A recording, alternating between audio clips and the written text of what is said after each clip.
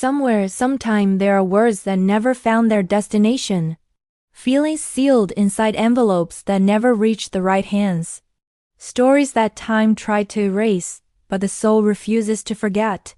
Here, in this space, we are the guardians of these lost memories. And today, I bring one of them. A letter, yellowed by time, its ink almost faded, yet with a heart that still beats within every line. A love letter that was never read. My love, I write these lines under the flickering light of a candle while the world sleeps outside, unaware of the storm raging within my chest. There is so much I wish to say, so much I have kept inside, and now it overflows onto this paper. Each day away from you is an endless winter.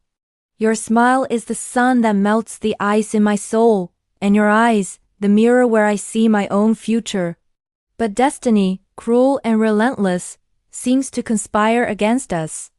How can I love you so deeply and yet feel that this love is forbidden, a secret that consumes me? If this letter ever reached you, perhaps everything would change.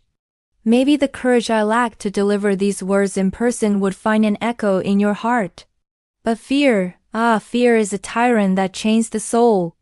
And so, these words remain here, trapped between desire and impossibility. May these words, even unread, somehow find their way to your spirit. May you know, somewhere, that you were, and still are, the great love of my life. With all my being. A signature erased by time, a name we may never know. But the emotion remains. How many stories like this have been lost to time? How many what-ifs still echo in our hearts, for the words never spoken, for the letters never delivered? This letter, a fragment of a life, reminds us of the fragility of communication, the courage we often lack, and the eternal power of love. It invites us to reflect. How many times have we kept important words inside, waiting for the right moment that might never come? How many of our stories, or those of the people we love, could be letters that were never delivered?